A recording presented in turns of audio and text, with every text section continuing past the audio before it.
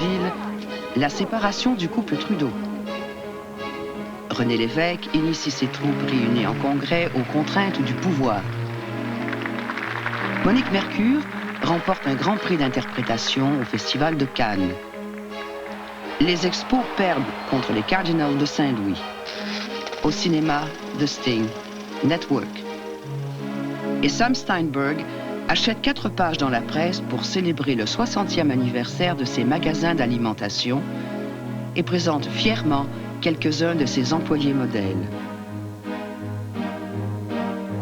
Lorsque l'annonce est parue, puis tout ça, on fêtait les 60 ans de Steinberg. Puis on s'attendait pas du tout que 15 ans plus tard, tout son empire qu'il a construit, disons, de peine et de misère, là, soit effondré. Les 60 ans de la compagnie, c'était la réussite de Sam, mais c'était aussi notre réussite. On était fiers de ça. Moi, j'étais très fière, puis je pense que tous ceux qui étaient avec moi l'étaient aussi. C'est très difficile à imaginer que 15 ans plus tard, que l'Empire serait écroulé, mais ça s'est vu, je l'ai vécu. Bon, on était loin de se douter que 15 ans après, que l'Empire Steinberg, finalement, n'existerait plus. Puis de savoir qu'aujourd'hui, ça n'existe plus, j'ai de la difficulté quand même à le comprendre. Parce que c'était tellement fort, c'était tellement puissant, tu peux même pas te figurer qu'une chose comme ça peut se démanteler. Mais c'est la vie.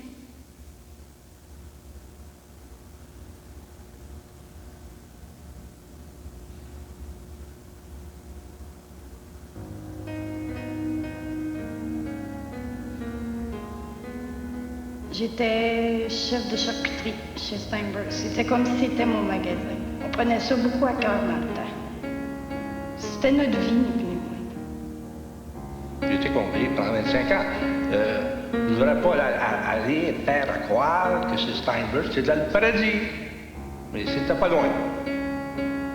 On savait qu'après que cet homme-là était parti, que ce serait plus pareil.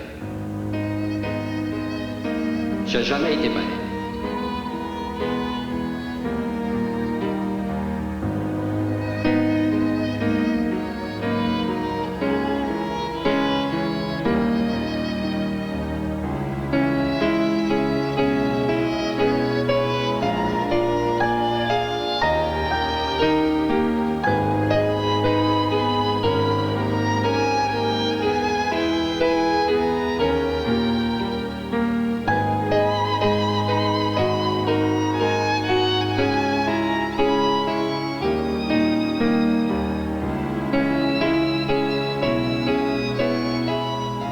Pour ses nombreux employés et ses centaines de milliers de clients, l'extraordinaire destin de Sam Steinberg et de sa gigantesque entreprise se termine donc en mystère.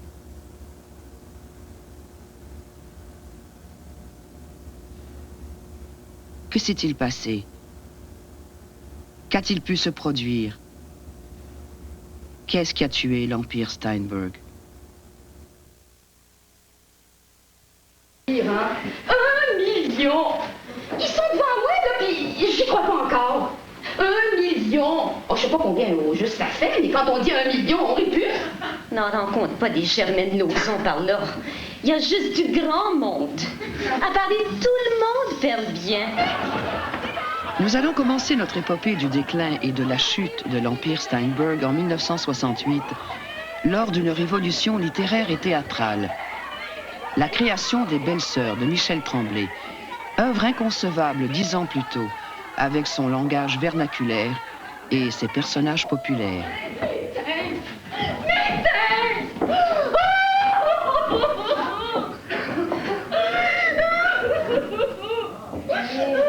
Pleure pas, Germaine. Oh, va-t'en! T'es pas mieux que les autres!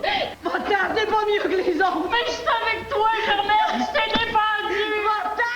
L'idée des thèmes dans Les Belles-Sœurs m'est venue d'une façon assez amusante. J'avais mon sujet, je voulais réunir 15 femmes dans une cuisine, les enfermer dans une cuisine.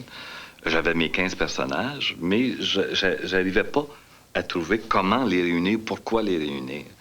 Et à un moment donné, ma mère était morte à ce moment-là et mon père habitait avec sa sœur, ma tante Robertine, qui, évidemment, allait chez Steinberg puis ailleurs, et qui avait, elle avait et des Pinky et des Gold Star. Puis un dimanche midi, je vais manger avec eux. Puis au milieu du repas, ma tante nous dit « Oh, c'est un petit peu plate parce qu'après-midi, il faut que je passe tout l'après-midi à coller mes timbres. » Puis elle me dit « J'en ai tellement à coller. » Et elle ouvre un tiroir de la commode. Et là, il y a des springs de jaune et de rose qui sortent de Pinky et de Gold Star. Et en voyant ça sortir, je me suis dit, ça y est, ça, pourquoi ces 15 femmes-là vont être enfermées dans une cuisine? Ça va être pour coller des timbres.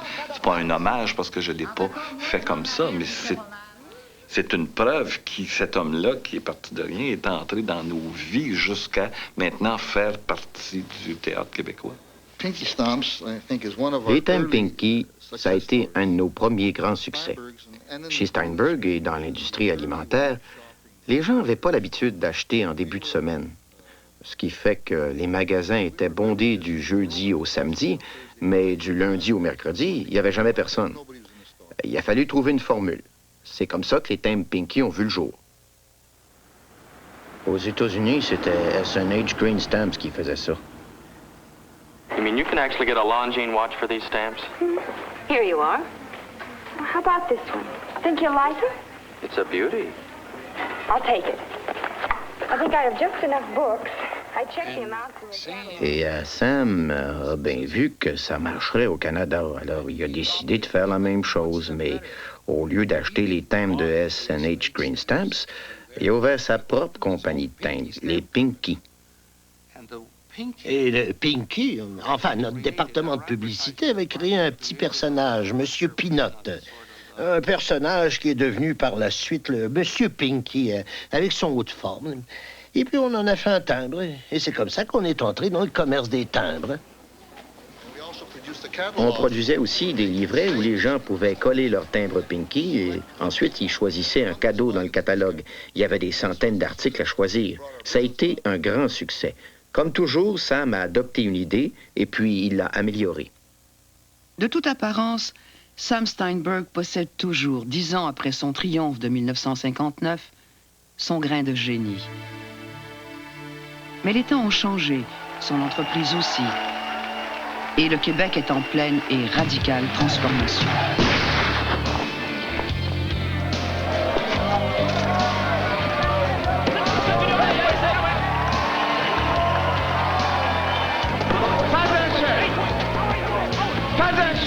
Parmi nous, en 200 ans, n'a gagné une bataille. Dans le combat qui s'entame entre l'establishment et une nouvelle génération de francophones de gauche, Sam est perçu comme un juif anglophone et un capitaliste. Dans une société d'esclaves terrorisés. Et on le lui fait savoir. Les grands patrons Steinberg, Clark, Bronfman, Smith, Neeple, Clemens,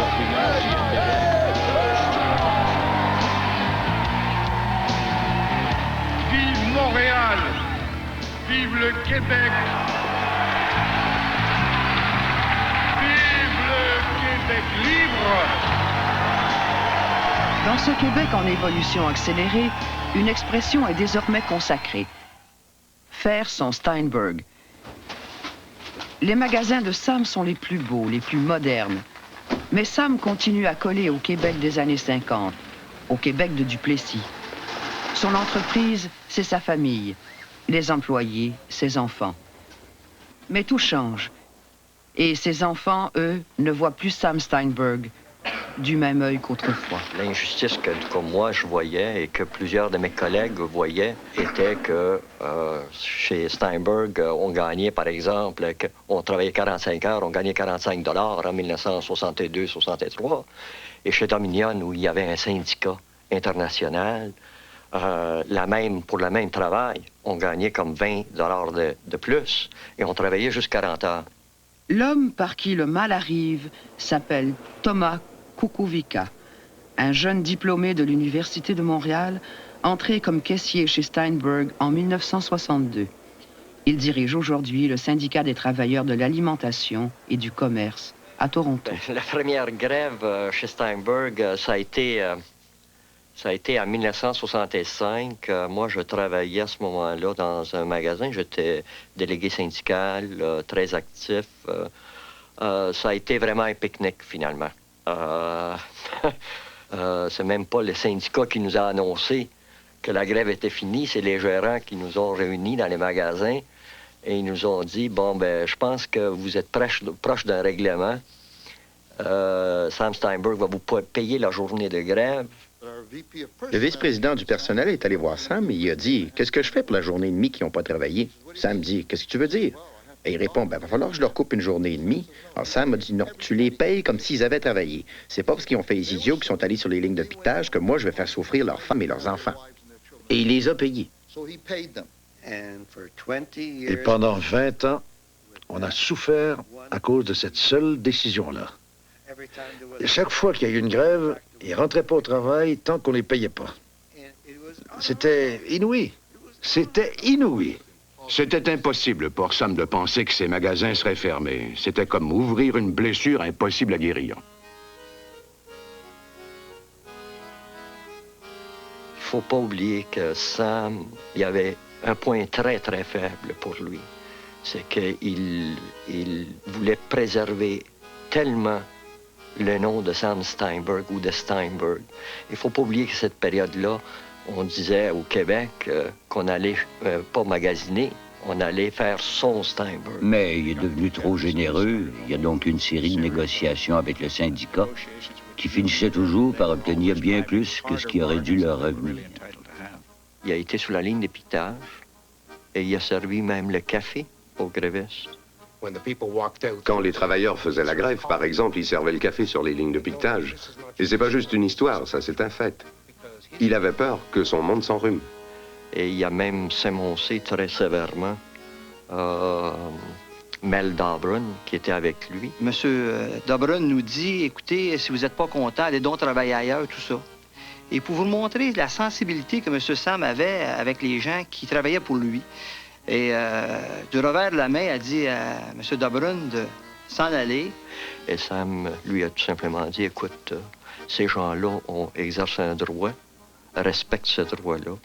Et tu voyais vraiment quel genre de bonhomme c'était, ça.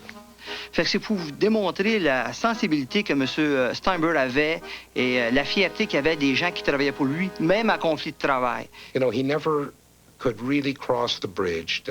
Vous savez, il n'a jamais vraiment pu faire face au fait que ses propres gens joueraient une partie de bras de fer avec lui. Lui qui offrait les meilleurs salaires et qui les traitait mieux que quiconque. Mais Sam ne s'est jamais plaint de ça. En fait, non seulement il s'en plaignait pas, c'était pour lui tout à fait naturel. Quand on est les meilleurs en ville, on paie également les meilleurs salaires en ville. Ça fait partie de la même chose. En fait, payer les meilleurs salaires, ça fait partie nécessairement, selon Sam, essentiellement, d'être les meilleurs en ville. Alors ça, c'était pas un problème pour lui. Et il n'a jamais pu comprendre qu'il devait composer avec un élément nouveau. C'était une institution à l'intérieur d'une institution, si vous voyez ce que je veux dire. Avec des employés qui étaient les mieux payés et qui en demandaient encore plus parce qu'ils détenaient un pouvoir réel. Ils pouvaient paralyser tous les magasins de la ville d'un seul coup. Ça nous coûtait 5 millions de dollars juste en périssables qu'il fallait mettre à la poubelle dès le premier jour de grève. Et pendant 20 ans, ça nous a coûté des centaines de millions de dollars pour racheter cette erreur-là. On a eu une grève pendant qu'il était en Floride. J'ai dit, reste là, on va aller au bout de cette grève-là. Et on les paye pas pour faire la grève cette fois-ci. Mais il arrivait à Dorval et nous, on l'attendait puis on le renvoyait parce que sinon, il aurait accepté n'importe quoi juste pour que son monde rentre au travail. Alors, on a eu des problèmes. Je pense que le syndicat le savait bien. Je peux pas parler pour eux, mais on a eu des problèmes dès le début à cause de ça. Il y a eu des batailles très, très sérieuses dans les entrepôts. Il y a eu, par exemple, la grève très fameuse de 71, où Steinberg, pour une première fois, on ne croyait pas nos yeux, mais avait engagé des fiers à bras. Il y avait des gens qui avaient, dans leurs autos, avaient renversé des grévistes. Et là, on commençait à se poser la question, nous, comme syndicat, comment se fait-il, Steinberg, tout d'un coup, il est devenu un des durs. C'était tout un changement qu'on comprenait vraiment pas. Ce qui est arrivé, c'est que plus la compagnie grossissait, plus Sam est devenu anonyme, si on veut. Il ne pouvait pas comprendre pourquoi ses enfants se liguaient contre lui. Il le voyait vraiment comme ça. Lui, il aurait traité ses employés de la même manière, avec ou sans syndicat. À mon avis, c'est le syndicat, plus que n'importe quoi d'autre, qui lui a enlevé une grande part du plaisir qu'il avait avec son entreprise. Le syndicalisme, pour Sam, c'est donc le passage de ses enfants à l'âge ingrat. Mais ont-ils contribué à la mort de l'entreprise? Dans toute la période de 60, 70, 80 même, jusqu'au début des années 80, au Québec, il y avait deux géants. Il y avait Dominion, il y avait Steinberg. Les conventions collectives dans l'alimentation entre Dominion et Steinberg, par exemple, à partir de 1975, étaient tout à fait identiques, presque mot à mot. Et ça a toujours été la bataille entre un et l'autre pour la part du marché. Mais quant aux conditions de travail, ils étaient identiques. Très clairement, le syndicat n'a pas tué l'entreprise Steinberg d'aucune façon. D'ailleurs, il n'y a pas grand syndicat, à mon sens, à moi. En tout cas, que moi, je sais chez nous qu'on a tué une entreprise. L'entreprise, bien souvent, se tue par des erreurs, des décisions qu'ils ont prises. Quelles décisions? Quelles erreurs? Le mal qui a tué Steinberg serait-il bel et bien au cœur de l'entreprise?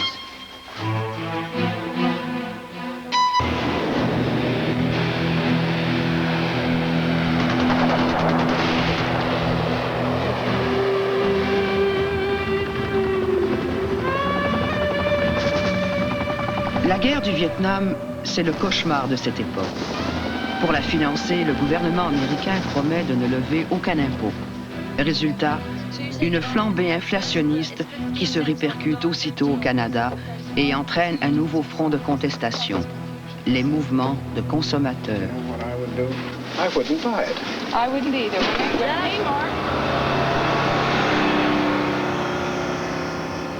Pour Sam, satisfaire ses clients, c'est toujours fondamental. Les écouter, primordial. Ce sera à Jack Levine de les accueillir à Palomino Lodge, la propriété au nord de Montréal, qui sert de lieu de rencontre à la famille Steinberg et à ses employés. Friday, we were told that Kraft, more than 50% of the Kraft line cheese is going to go up in price. How do we communicate these serious problems that we have in pricing to our customers? I think we just have to not buy the flavor sauce. What if Steinberg wouldn't buy any Kraft products? If you didn't buy it, we wouldn't keep it. La concurrence devient féroce. Syndicats et consommateurs lancent leur propre coopérative d'alimentation. Les petits épiciers s'unissent pour acheter en gros et donc vendre moins cher au détail. Ils avaient déjà l'avantage d'être les seuls à vendre de l'alcool. La réaction instinctive de Sam, revenir à ses principes de base et offrir la meilleure qualité au meilleur prix. Des prix miracles. À l'époque, on avait des spéciaux de fin de semaine. Ça existe toujours d'ailleurs dans l'industrie aujourd'hui. Et puis bien sûr, on ramenait les prix réguliers au début de la semaine suivante. La campagne des prix miracles, je vous l'explique, c'était de toujours avoir les plus bas prix. Tous les jours de la semaine. Alors on disait aux clients, plus besoin d'en acheter 3 ou 6 en fin de semaine. Vous trouverez toujours les meilleurs prix. On prenait les prix des spéciaux dans les publicités de nos concurrents et on vendait à ce prix-là. C'était ça, la formule que tous nos magasins devaient suivre. Et ça a très, très bien marché. Alors, on était sûr d'avoir trouvé la bonne formule. Il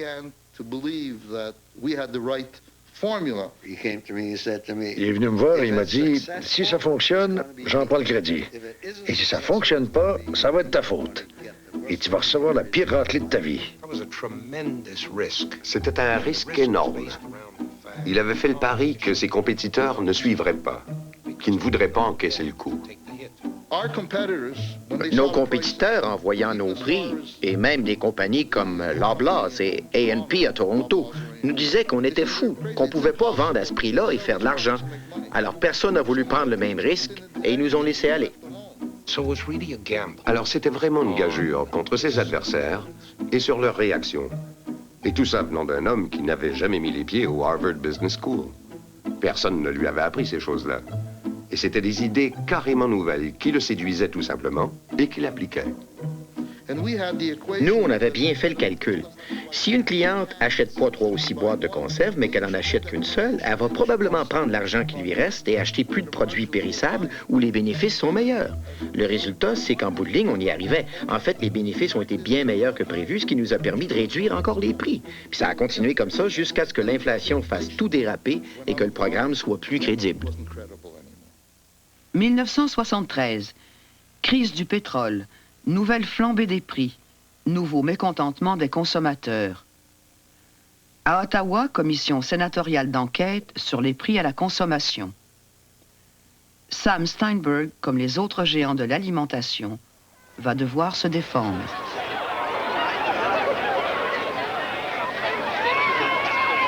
Autre phénomène de l'époque, la Trudeaumanie.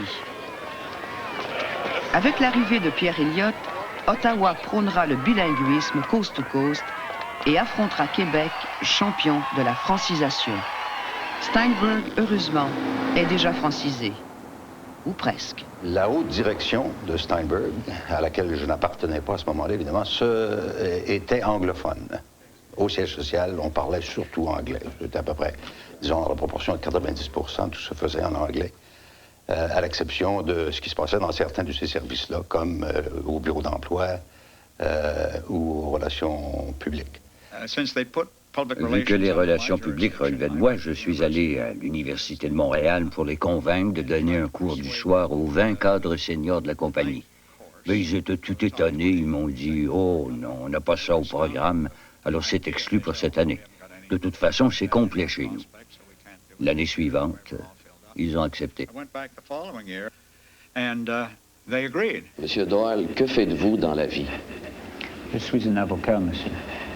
Je suis vice-président et avocat conseil à la Société Steinberg, ici à Montréal. Et quel cours suivez-vous à l'extension de l'enseignement? Le cours français 4, avec monsieur Classe.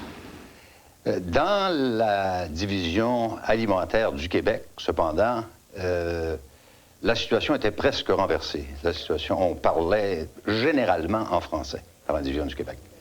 En dépit du fait que le directeur général n'était pas francophone, Jack Levine, il était très favorable à la présence de francophones au sein de sa division, puis au sein de l'alimentation au Québec. Et là, on avait beaucoup de Français. On y parlait généralement français. Les réunions du comité de direction de la division du Québec se faisaient en franglais. On parlait vraiment les deux langues à ce moment-là. Chacun s'exprimait dans la langue de son choix et était très généralement compris par les autres.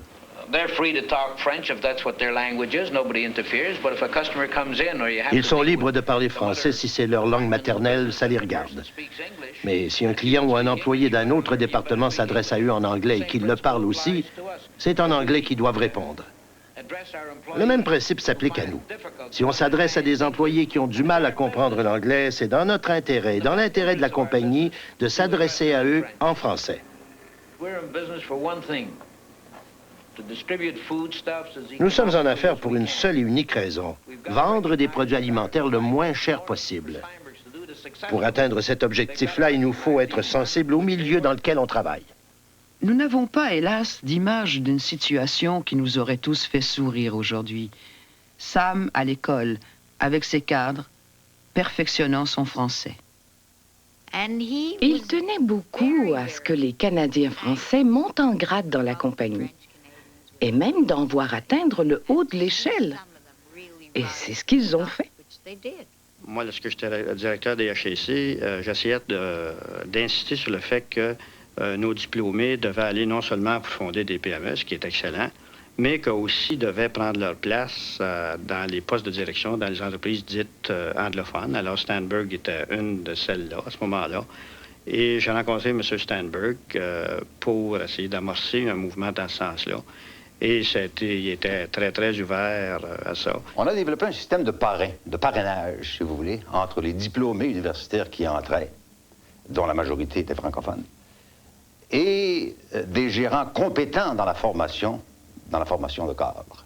Pour lui, le Québec, c'était une terre qui avait accueilli là, ses parents. Et puis, le fait qu'on puisse faciliter des ponts comme ceux-là, il n'y a jamais personne qui avait ça pour lui avant, d'une façon aussi systématique. Alors, c'était, si vous voulez, une façon organique de faciliter la francisation de l'entreprise, mais également d'accroître le potentiel de gestion en allant se chercher des diplômés universitaires. Un jour, quand tu viendras, nous t'en ferons voir de grands espaces. Hey friend, come on over, looking for happiness, this is the place. 1967, c'est la grande fête. Sam y participe pleinement. Il finance et prend en charge le pavillon du judaïsme. Il n'a pas été très religieux, soit. Même sa mère ne fermait pas boutique le jour du sabbat. Mais il est fier de son appartenance et il veut rapprocher Juifs et Québécois de souche, montrer que le Québec est assez grand pour englober les deux, qu'on peut s'appeler Steinberg, Cohen ou Levine et être un bon Québécois. Et comme tout bon Québécois, son rêve, c'est de conquérir Paris. 2 articles au Gervais, un demi-sel gratuit. Mais il y en a presque plus, là, mesdames. Il y en a presque plus, moi, je vous le dis, dans la Brico, hein. On a ouvert notre premier supermarché et ça a été un franc succès. Il était toujours bondé. Puis, on en a ouvert un autre, tous les deux en banlieue de Paris. Sam adorait ça, parce que ça lui rappelait ses premiers magasins. Ils étaient très dynamiques.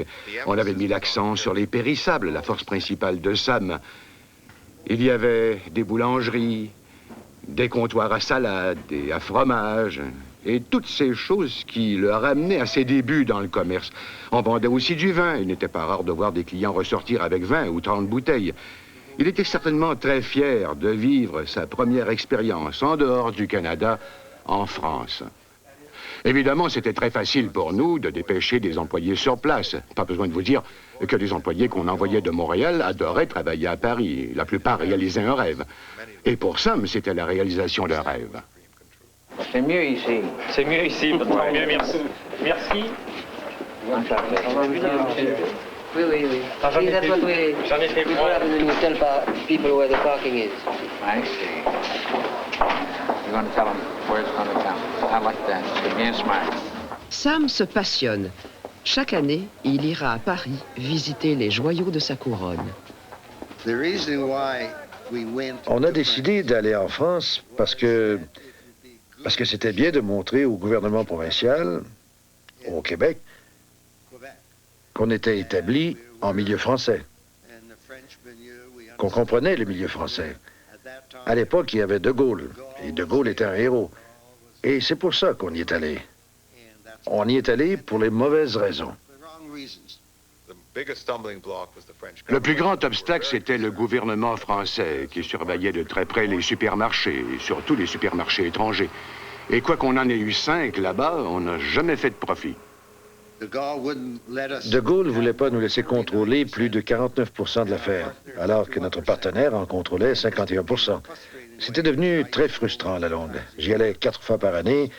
C'est moi qui supervisais cette opération-là. Ça marchait pas. Alors un jour, j'ai dit à Sam, vends tout. Arnold en a eu de la peine, mais c'était vraiment pas notre place. Eh bien, ça a été bien triste pour nous d'en arriver à la conclusion qu'on n'aurait jamais le contrôle, enfin, qu'on ne pouvait pas contrôler notre destinée là-bas. On a fini par tout vendre. Mais, vous savez, Sam était déjà passé à autre chose. Ça l'a dérangé, mais ça l'a pas anéanti, ça c'est sûr. Mais on était maintenant dans les années 70, et c'était une période où les faiblesses de Sam commençaient à se manifester. Il avait des problèmes de santé de plus en plus évidents. Et ça a été un facteur également. Le propre des empires, c'est de s'étendre. Pour consolider cette expansion, il faut que l'empereur délègue. Un empire politique se dote d'une vaste fonction publique, un empire commercial d'une armée de gestionnaires. C'est ce que fait Sam, mais c'est tellement malgré lui. Sam était un entrepreneur. C'était quelqu'un qui était le plus à l'aise quand il était le plus près possible du magasin. Sa perspective d'entreprise, c'était la perspective du fonctionnement du magasin alimentaire. Mais c'est aussi un conquistador, Sam, qui fonce à grands coups de cœur. Visiter ses magasins, parler à ses gérants ne lui a jamais suffi. Il rêve de conquête, comme toujours. Et un jour, quand il entend parler que Grand Union serait peut-être prêt à vendre tous ces magasins qu'ils ont en Ontario, Sam allume. Grand Union, c'est dirigé par Lansing Shields, qui est un personnage pour lequel Sam a une admiration sans borne. Grand bourgeois, 6 pieds 2, ami des présidents, qu'il a rencontré, toujours un chic type. Et donc, il en parle avec Lansing Shields et ça se règle vraiment en quelques minutes, sur une poignée de main. Sam annonce ça à son conseil d'administration sans en avoir parlé à personne. C'est une surprise, c'est un coup de cœur. Ça s'est fait sur une poignée de main avec le président de Grand Union, Sam se disant que les magasins qu'il achetait au Canada étaient identiques à ceux des États-Unis. Mais ils étaient dans un état lamentable. On se disait qu'en faisant l'acquisition d'une chaîne comme Grand Union, on aurait une ouverture sur le marché ontarien. On l'a eu, mais ça nous a coûté cher. Lors d'une conférence au Palomino Lodge, on se plaignait tous, nos prix n'étaient pas comme avant, puis c'est ci, puis c'est ça. Alors, c'est là que je suis arrivé, moi, puis j'ai dit, ça ne sera pas nos magasins Grand Union, qui nous font du tort eux-mêmes. Vous nous avez dit que c'était une administration différente avec le Québec. C'est là que j'ai appris de sources assez bien informées que j'étais mieux pas embarquer ce sujet-là. Pour Sam, finalement, le bilan est positif. Sauf que ça va prendre 10 ans avant qu'il se sorte du bourbier ontarien et se drainer des ressources inouïes de l'entreprise, finalement. Mais j'ai toujours eu le doute que c'était ça qui nous nuisait. Parce que ces magasins-là, il a fallu qu'ils rénovent un par un. Compétition très forte. D'ailleurs, ici, on était les numéro 1, mais là, on était numéro 3. On n'avait pas acheté le nom Grand Union, alors il a fallu se servir de Steinberg. Et ça nous a donné très mauvaise réputation en Ontario. Ça nous a pris des années et des millions pour se débarrasser des pires magasins, en construire de nouveaux et rénover ceux qui avaient du potentiel. Il agissait fréquemment, comme si toute la population de gestionnaires, entre le gérant de magasin et lui, ça c'était une nécessité déplorable. Il se sentait pas vraiment à l'aise avec ces gens-là. Mais c'est ça, Sam. Il avait fonctionné par coup de cœur. Il a toujours géré son entreprise, au fond, par coup de cœur, par coup de tête. Il a placé les gens devant un fait accompli. Ça allait quand on achète des magasins un par un dans des secteurs qu'on connaît bien, dans un marché qu'on connaît bien. Peu après, nouvelle aventure, Miracle Mart. Sam suit le modèle américain des discount stores, ancêtre des Walmart d'aujourd'hui, qui attire la clientèle au centre d'achat. Sam s'était rendu compte qu'on ouvrait de grands magasins à rabais. Et au départ, c'était plutôt de grands entrepôts. Le promoteur immobilier louait des espaces à une douzaine de marchands différents et tous ces marchands payaient un pourcentage de leur vente au marché d'alimentation. Un peu comme une subvention, si vous voulez. Comme ça, l'opérateur du marché d'alimentation pouvait vendre en bas de son prix coûtant parce que son profit et une partie de son coût d'opération provenaient des subsides versés par les autres marchands. Ça mettait Sam dans tous ses états. Alors il s'est dit que la meilleure façon de les écraser, c'était de monter sa propre chaîne de magasins à rabais. Sa première idée, c'est de dire, je vais aller me trouver un partenaire avec qui connaît ça, et donc je vais me lancer des magasins que je vais contrôler en partie. Et il va chercher Woodward, un vendeur de marchandises générales là, de Vancouver. Sauf que, bon, Woodward, c'est une grosse entreprise, prudente, professionnelle, qui veut y aller petit à petit. Sam, c'est un homme de coup de cœur. Il veut remplir tous ses centres d'achat tout de suite. Lui, ça serait 10-15 magasins dès le départ. Au bout d'un an, quand Woodward vient de visiter les magasins, Sam se rend compte qu'ils sont diamétralement opposés, que jamais il va être capable de s'entendre avec un partenaire, et il décide que finalement, il est mieux d'y aller seul. Et donc, on s'entend, on résilie l'entente, et au bout d'un an, donc dès 62, les Steinberg Woodward deviennent Miracle Mart. Le problème, c'est qu'on n'avait pas l'expertise voulue dans ce domaine-là. Et on s'en désintéressait un peu aussi. Sam et ceux qui l'entouraient venaient du secteur de l'alimentation. Ils étaient détaillants en alimentation. J'ai bien essayé de lui faire comprendre qu'on ne pouvait pas prendre des gérants de supermarchés et les parachuter dans des entreprises qui n'ont rien à voir avec l'alimentation. Les mentalités et les tempéraments sont complètement différents.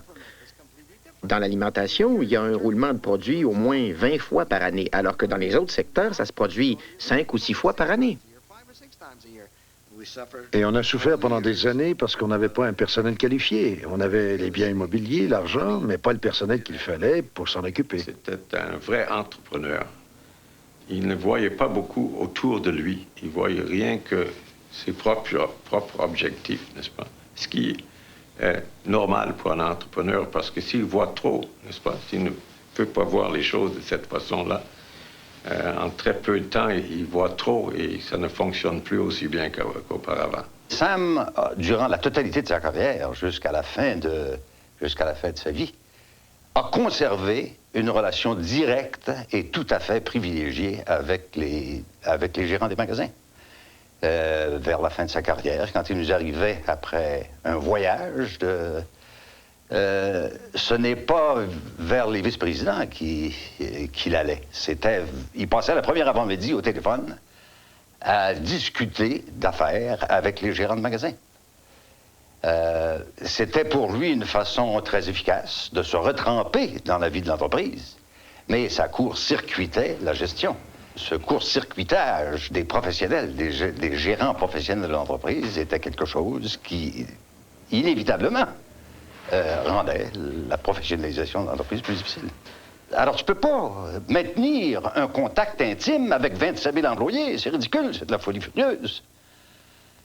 C'est pour ça que ça créait un problème. Ça crée un problème parce que l'attention de la haute direction n'était pas au bon endroit. Ne se penchait pas sur des questions vraiment stratégiques. Maintenir une relation personnelle, c'est bien agréable de la maintenir avec 27 personnes, mais avec 27 000, c'est impossible. À l'origine, Sam n'avait qu'un seul but, faire vivre sa famille. 30 ou 40 ans plus tard, il dirige une multinationale.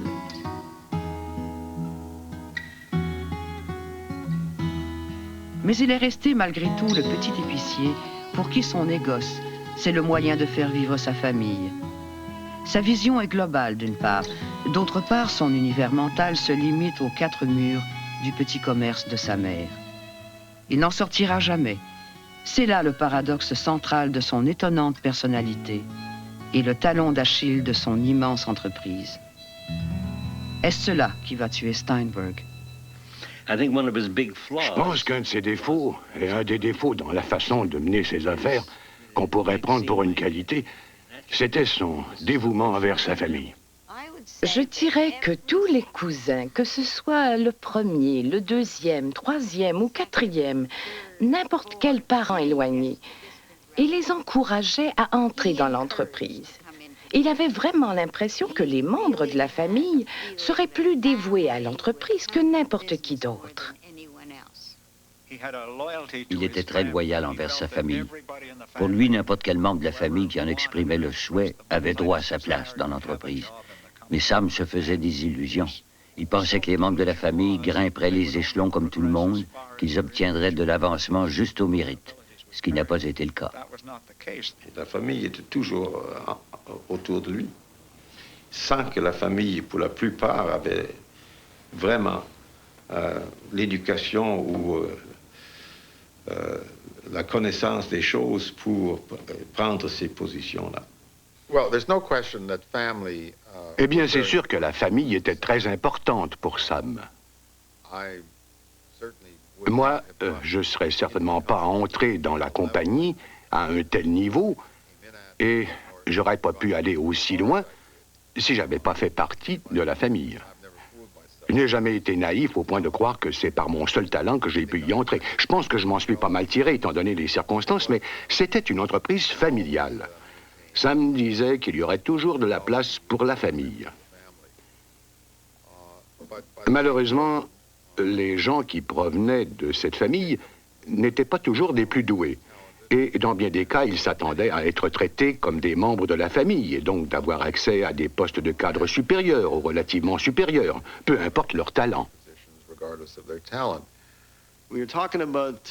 On discutait de la compagnie et il m'a dit, « Tu sais, il faut absolument trouver du sang neuf. » Je lui ai dit, « Eh bien, tu vas avoir un problème parce que tant et aussi longtemps qu'il va y avoir des membres de la famille en position d'autorité, ce ne sera pas facile d'attirer des gens de haut calibre pour diriger l'entreprise. » J'ai dit, on ferait mieux de se décider parce qu'il y a des membres de la famille qui n'ont pas d'affaires là.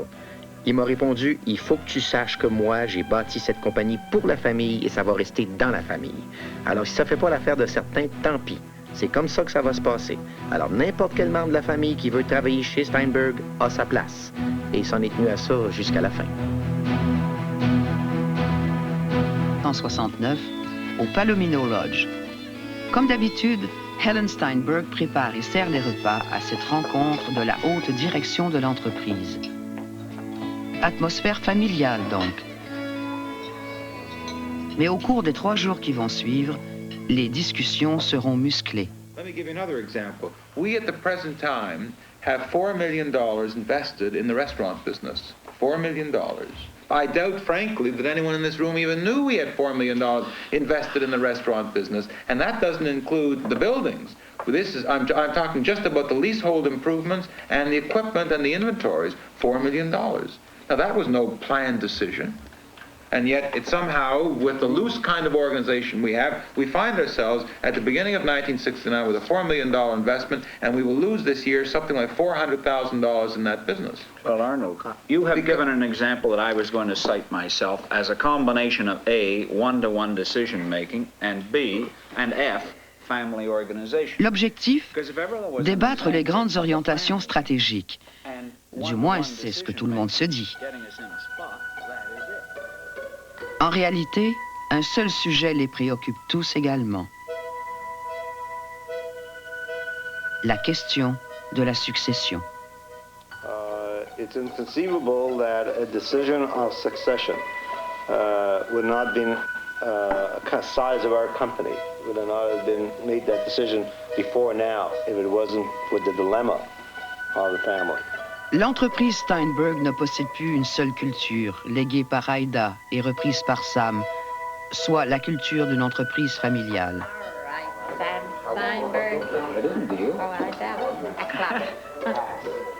Elle possède aussi en filigrane une culture de multinationale, une culture de gestion professionnelle. En cette fin de semaine de mars 69, ces deux cultures s'affrontent. Et c'est Sam qui devra trancher.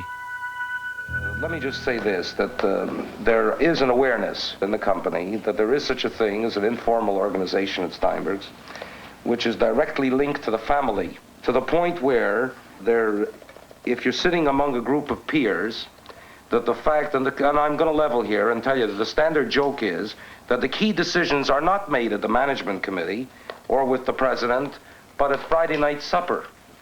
And this in itself is very indicative, because I'm sure you've all heard the same expressions used, and it's very indicative as to how people see the organization, how they read it. They don't see equality if one fellow happens to be vice president of this and another fellow vice president of that, and they're both putting forth their opinions. I don't need to have the family get together. This is true. One man, my own person, have 100% control of this company. I don't have to ask anybody, so it's no use even talking about a discussion, and there's no need for a discussion. I don't need anybody's approval. No, right. Now, we said the purpose of this meeting is that we arrive at some understanding that removes barriers, that makes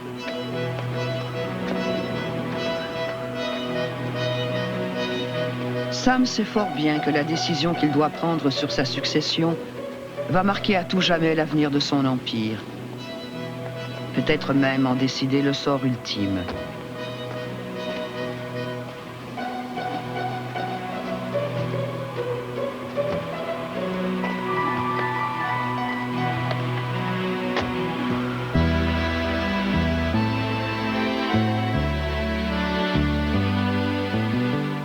Alors que sa voiture s'enfonce dans la neige et le crépuscule, Sam réfléchit, déchiré. Son verdict se fera attendre pendant 4 longs mois. Mouvement de soulagement. Et on dit, tiens, finalement, on retrouve quelqu'un qui est capable d'opérer cette entreprise-là et de lui donner une direction. Et Mitzi dans tout cela? Je pense qu'à partir du moment où elle a perdu le vrai pouvoir, elle était obligée de quitter la compagnie. Le seul contrôle qu'elle avait toujours, c'était en tant que membre du conseil, où elle siégeait encore, et aussi à travers son mari, qui était président du conseil, mais qui jouait un rôle de plus en plus passif au fur et à mesure que Irving Lodmer prenait de la place. C'était clair pour les membres du conseil et pour les cadres qui les entouraient que Irving était vraiment un individu hors du commun. Le conseil s'en rendait parfaitement compte, et je crois qu'on l'a laissé entendre à Mel. Petit à petit, Mitzi va disparaître du paysage, tandis que tous les regards se porteront sur Lodmer. Qui est cet homme que les vétérans de l'entreprise appellent l'héritier spirituel de Sam?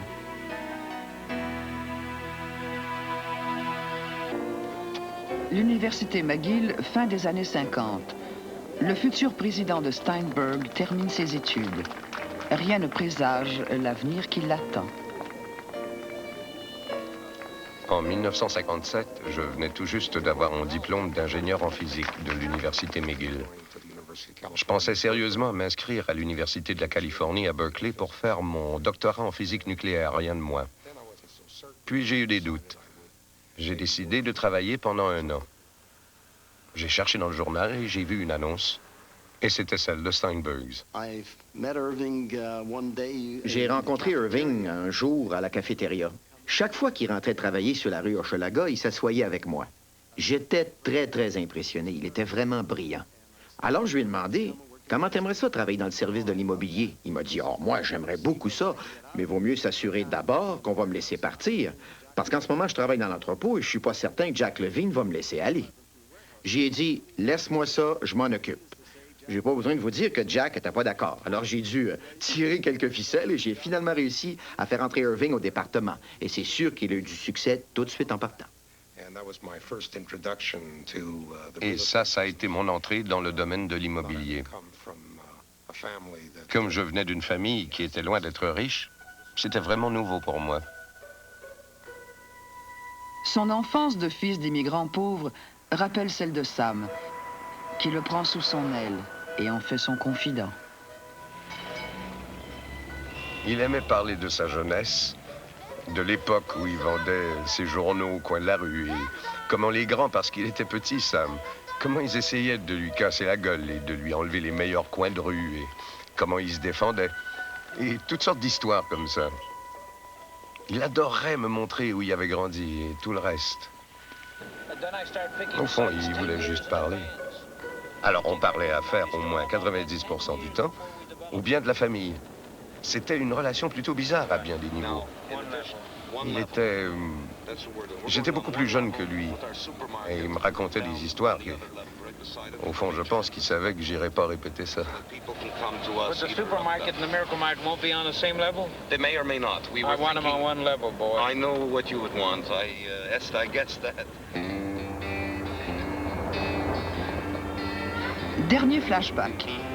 Avec les millions de Steinberg, le jeune Irving Lodmer joue au magnat de la finance et de l'immobilier. Il fallait, comme on se disait à l'époque, essayer de suivre les égouts. On savait que la construction de maisons suit toujours la construction des égouts et des routes. Alors, on portait une attention particulière à ces choses-là et aussi aux données démographiques. On prenait des options à l'avance sur des terrains à travers des compagnies qui portaient pas le nom de Steinberg, parce qu'aussitôt que les noms de Steinberg et d'Ivanhoe apparaissaient quelque part, les prix grimpaient. On avait donc toutes sortes de compagnies, vous comprenez? Et comme les noms n'étaient pas liés à Steinberg ou Ivanhoe, on pouvait les utiliser pour acheter les terrains. Vous savez, on dit que le succès dans le commerce, c'est l'emplacement, l'emplacement et rien que l'emplacement. Moi, je pense que c'est plutôt une question de gestion et surtout de gestion. Mais l'emplacement a son importance, c'est sûr. Et on essayait d'agir vite et d'acheter les meilleurs terrains. Comme ça, on faisait d'une pierre deux coups. On était bien placé, et pour le commerce, et pour l'immobilier. Sam y croyait très fort et nous a beaucoup aidés en nous donnant son appui et l'argent qu'il fallait pour jouer le jeu. Lodmer est brillant, certes, mais avoir Sam Steinberg comme mentor, quelle chance! Il l'observe, l'écoute et apprend. Avec Sam, pendant les réunions, tu commençais à expliquer ce que tu voulais faire et pourquoi tu pensais que c'était bon et que ça ferait un bon investissement. Et en plein milieu de ton explication, il disait « OK, parfait, approuvé, next ». Alors, des fois, tu voulais jouer le jeu avec lui et tu disais « Puisque tu as l'air de tout savoir, qu'est-ce que j'allais dire ?» Et il finissait l'histoire à ta place. Il avait l'esprit très vif et il savait ce que tu étais en train d'établir et où ça menait. Alors il disait « Parfait, approuvé, next ». Et si on voulait faire quelque chose et qu'il avait des doutes, il était tout aussi déconcertant. Il disait « Moi, j'y connais rien, alors si ça vous dit de le faire, les gars, faites-le. Mais si ça ne fonctionne pas, on saura tous à qui la faute. »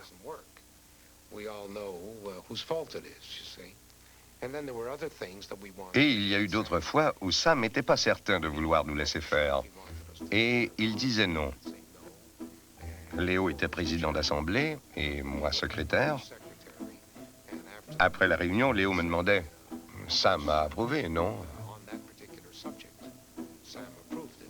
Je lui disais « Il me semble que oui, Léo. » Et il disait « Bien oui, tu te souviens, il a dit qu'il était d'accord. » On écrivait le procès-verbal et on l'envoyait à Sam. 1 ou 2 semaines plus tard, et là, on avait acheté le terrain et on était pris dans l'affaire jusqu'au cou. Sam jetait un coup d'œil sur le procès-verbal et il me disait « Tu sais, c'est bizarre. Je ne me souviens absolument pas d'avoir dit oui à ça. » Je lui disais « Ben, t'as dû oublier ça, parce que c'est sûr que si c'est dans le procès-verbal, c'est que t'as dit oui, voyons. » Il me disait « Je me souviens pas, il me semble que j'ai dit non. » Je lui disais « Si j'étais toi, j'irais voir ça avec Léo. » Je devrais peut-être faire ça, qu'il disait.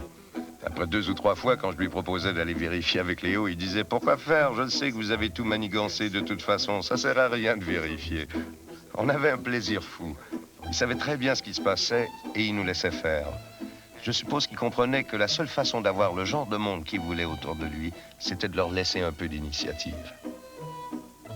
Un beau jour, Lodmer décide de se lancer en affaires à son propre compte. On s'attendrait à ce que Sam l'y encourage. Pas du tout. Il voulait plus me parler. Je pense que tout le monde savait qu'il me faisait la gueule. Quand on se rencontrait par hasard, il faisait semblant de ne pas me voir et ça a duré un bon bout de temps. Jusqu'au jour, et sa femme était toujours très gentille avec moi. Elle venait vers moi tout de suite et on se mettait à parler pendant que Sam faisait semblant de regarder une vitrine de magasin ou quelque chose. C'était assez comique, à vrai dire. Jusqu'au jour où on a été tous les deux invités à une fête. Il est arrivé à l'entrée de la maison et a sonné à la porte. Moi, j'étais là et j'ai ouvert la porte. Et Sam s'est trouvé nez à nez avec moi. Il pouvait plus vraiment m'ignorer. Alors il m'a dit « Salut ». Et je lui ai dit « Salut ». Et on a passé la soirée ensemble à parler. Et ça a été la fin de ma quarantaine, si vous voyez ce que je veux dire. Au moment où Lodmer quitte l'entreprise, un petit parti politique fondé à peine quelques années plus tôt fait de plus en plus parler de lui. Son chef, René Lévesque. Son programme, l'indépendance. En 1976, c'est la victoire électorale. Pour les fédéralistes, toutes les craintes paraissent justifiées. Pour les indépendantistes, tous les espoirs semblent permis. C'est tellement vite dans l'histoire d'un peuple. On n'est pas un petit peuple, on est peut-être quelque chose comme un grand peuple.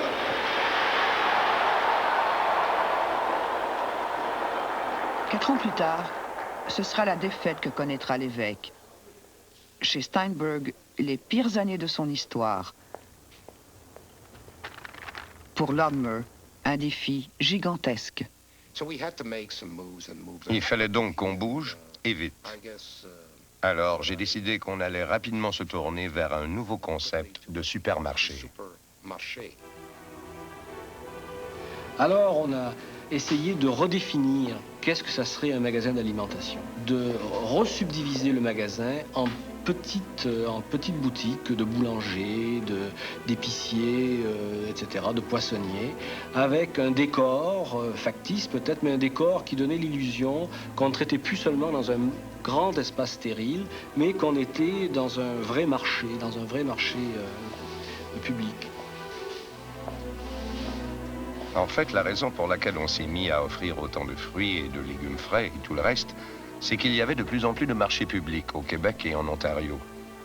Ce qui voulait dire que les supermarchés ne faisaient pas du bon travail et ne répondaient pas très bien aux attentes de leur clientèle. Et ça a très bien fonctionné. C'est une transformation qui pouvait se faire à peu de frais. Et au fur et à mesure que nous transformions des magasins, les ventes augmentaient. Ce qui est important, c'est que la clientèle a augmenté tout de suite. Et là, on a su qu'on tenait quelque chose. Il restait juste à mieux organiser le travail, à former le personnel, à déterminer combien de produits garder sur les étalages le lundi par rapport au samedi pour éviter les pertes, des choses comme ça. Il a fallu aussi qu'on fasse des changements au niveau des cadres pour ramener un peu plus de bon sens dans certaines divisions où toute la gestion s'était détériorée à un point incroyable. Irving Lorimer avait la même philosophie, la même attention, un genre de respect et de discipline qui pouvait égaler Sam. Et on retrouvait l'enthousiasme. Et ce qui est très important chez Steinberg, c'est toujours cet enthousiasme.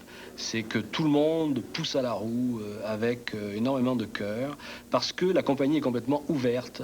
On voit les gens du sommet pousser aussi fort que les gens de la base. Et c'est ce qui a redéfini finalement les magasins à cette époque-là. Ce qu'on avait fait n'était pas facile à imiter pour les compétiteurs, parce qu'ils n'avaient pas l'espace nécessaire pour se permettre cette sorte de grands étalages. On profitait du genre d'avantage stratégique qu'on aime toujours avoir, où le concurrent ne peut pas simplement te copier et te dire « nous voilà ». On a eu du succès, très rapidement, trop peut-être, en ce sens qu'il y en a qui ont cru que c'était beaucoup plus facile que ça en avait l'air. Pour Lorimer, c'est presque la gloire. Patrick Watson en fait un portrait admiratif à la télévision anglaise de Radio-Canada. Irving Lorimer may not have been born a Steinberg, but he talks as if he was born to run the Steinberg Company. Les profits grimpent, les actions aussi. Et Mitzi Dobrin refait surface. Pour elle, c'est le moment idéal pour vendre. La tempête qui s'ensuivra va faire les manchettes pendant plus de 2 ans.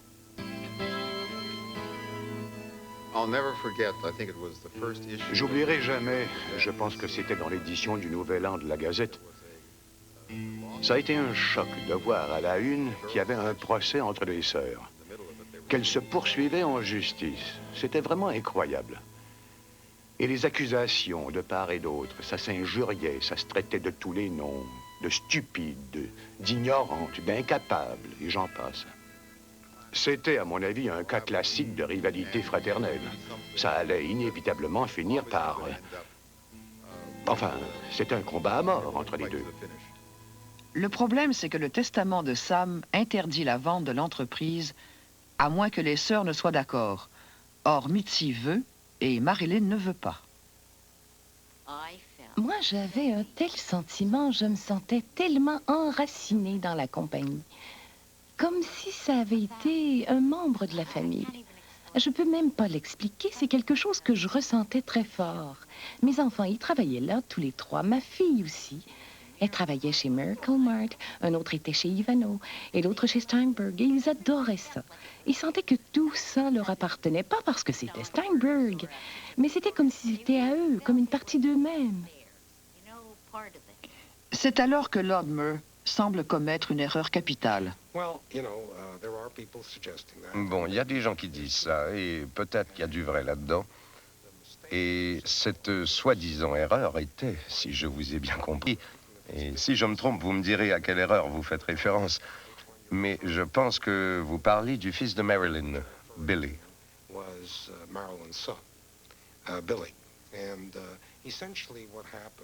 Ce qui est arrivé, c'est que... Vous savez, Marilyn tenait beaucoup à ce que sa famille ait une chance de diriger l'entreprise un jour. Du moins, c'est ce que j'ai compris. Moi, par contre, je croyais qu'il fallait envoyer un message très très clair que la compétence, et rien que la compétence, devait compter au moment de donner des promotions. Je ne veux pas dire que Bailey manquait de compétences, je veux être très clair là-dessus. Mais malheureusement, il a eu une dispute avec certaines personnes. On l'a placé à un autre poste, mais après ça, on m'a fait subir un vrai test. Parce que son nom figurait sur une liste de personnes qu'il fallait mettre à pied si on voulait réussir à réduire nos frais généraux. Et moi, je ne voulais pas intervenir. Et là, ils ont mis mon fils à la porte. Les employés, on était tellement tristes pour les employés qu'on mettait à la porte. Ils étaient là depuis 25-30 ans. Il y a une maison qu'on a renvoyée. Bon, même s'ils ne travaillaient pas vraiment, ils avaient au moins une table et un bureau. Même ça, il n'en était pas question. Tout à coup, la compagnie ne m'appartenait plus. La nouvelle direction s'est installée et nous a dit « Il n'y a personne qui va nous dire comment diriger l'entreprise et on n'a pas besoin de vous ici. » Est-ce que c'est ça qui a fait basculer Marilyn? Ça se peut. C'est ce qu'on me dit aussi. Mais c'est sûr que ça a dû changer ses sentiments envers moi. Et c'est pas difficile à comprendre. Et ça a ramené l'unité dans la famille. La guerre était finie. Parce que moi, j'étais prête à dire « OK ». On ne s'entendait pas très bien, mais après ça, les choses se sont améliorées entre nous. Moi, j'ai dit « Marilyn, je pense qu'on est juste des investisseurs passifs. Nos rendements financiers sont très, très bas. En mettant cet argent-là dans n'importe quelle autre compagnie, les rendements vont être bien meilleurs. » La première offre d'achat officielle pour acquérir Steinberg vient de Toronto. Troisième chaîne d'alimentation avec des ventes de 4 milliards de dollars. Et au point, c'est en tout cas une compagnie rentable. Si la nouvelle offre du consortium torontois est Steinberg, le suspense continue. Voilà 1 an et demi que cela dure. Vendra, vendra pas et surtout... Au cœur de cette cacophonie hautement médiatisée, il n'y a au début que 2 groupes de prétendants. D'une part, à Toronto, une compagnie qui s'appelle Oxden. D'autre part, à Montréal, Irving Lodmer et Arnold Steinberg. Notre financement était en place et on avait des plans d'affaires assez précis sur ce qu'on ferait avec la compagnie si on réussissait. L'offre d'Oxden signifierait que Steinberg, la chaîne d'alimentation, deviendrait la propriété de Loblaws, la chaîne ontarienne. C'est pour ça qu'on tient énormément que Steinberg reste propriété québécoise, parce qu'on sait que quand des sièges sociaux sont ailleurs, ben, c'est tout à fait naturel de prioriser son environnement. Oxden se réserverait Ivano, qui détient l'immobilier.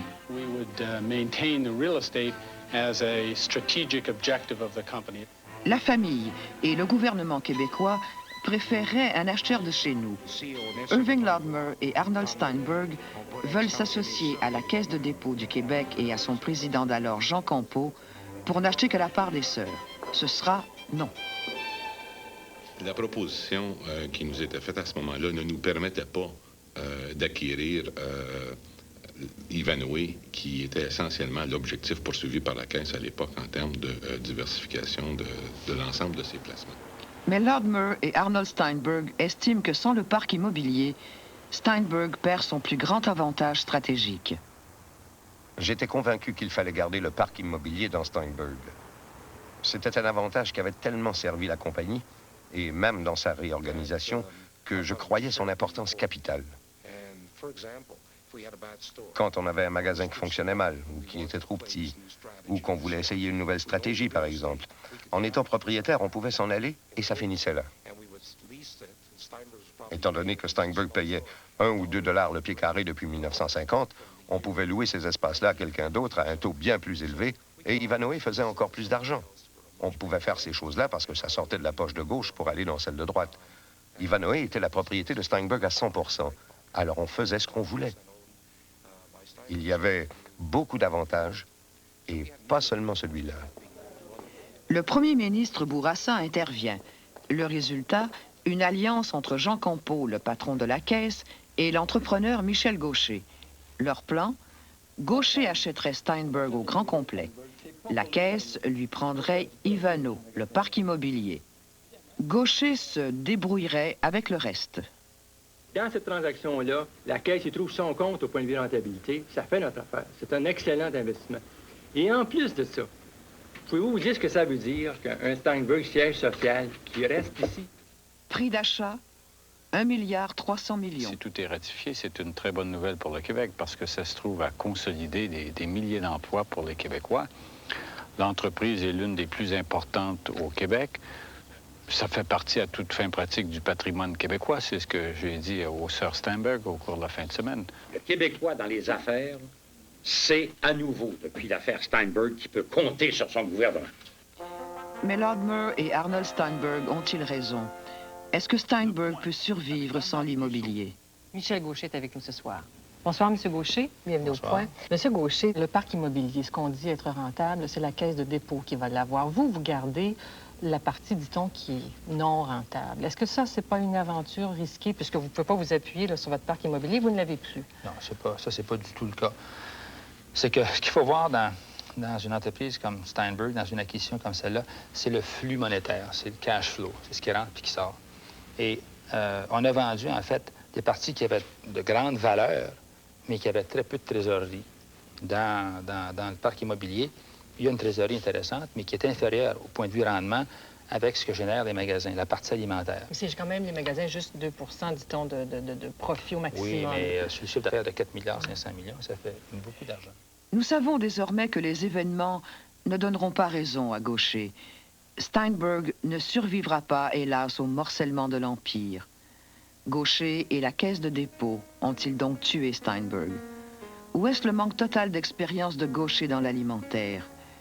Ou le fardeau de la dette qu'il a encouru pour acheter? Ou la crise économique qui a succédé à la vente?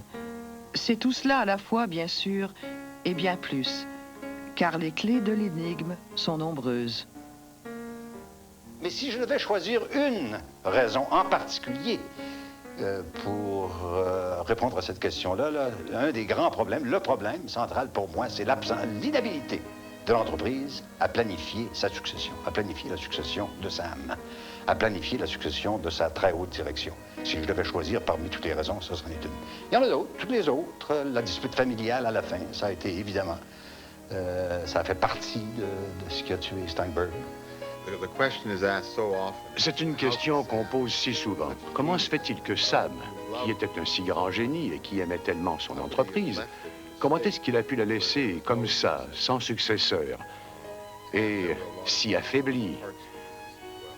Pour moi, il n'y a jamais eu de doute. C'est Sam, surtout, qui a semé les graines de la destruction de l'entreprise.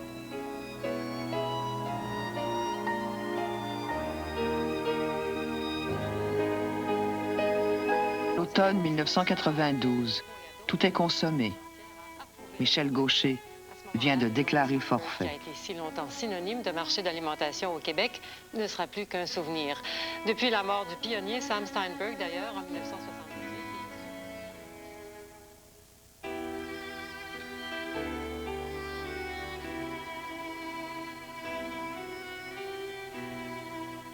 Durant une fin de semaine de juillet, ma femme et moi, on avait été invités à Palomino Lodge. Sam Steinberg était là avec sa famille. Après le lunch, on s'est installé sur des chaises longues et on prenait un peu de soleil. Je pensais qu'il dormait. Tout d'un coup, il m'a dit, « T'es réveillé? » J'ai répondu que oui. Il m'a dit, « Je pensais à quelque chose. J'aimerais ça revenir dans 20 ans, voir ce qu'ils ont fait avec ma compagnie. » C'était assez pathétique. J'ai dit, « Pourquoi tu parles de la mort comme ça? » Il a dit, « C'est pas ça, non, je suis pas prêt à mourir, mais c'est ce que j'aimerais faire. C'est tout. » Et s'il revenait demain? Il en mourrait une deuxième fois. Il faut vous rappeler, vous connaissez pas Sam Steinberg, mais sa compagnie, c'était toute sa vie. Il s'est jamais senti riche. Pour lui, la compagnie, c'était lui.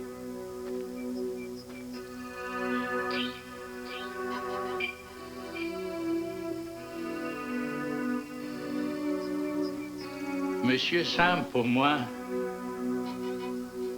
il n'est pas mort. Il y a une partie de lui on lui doit beaucoup. Je vais le voir assez souvent, c'est pour le remercier de nous avoir enseigné, de nous avoir bien fait vivre. Et c'est pour ça que je ne pourrai jamais l'oublier. On dit que tout homme se remplace.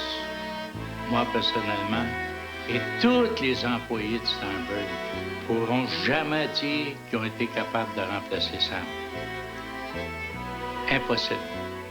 Après Sam, c'était la mort de Steinberg.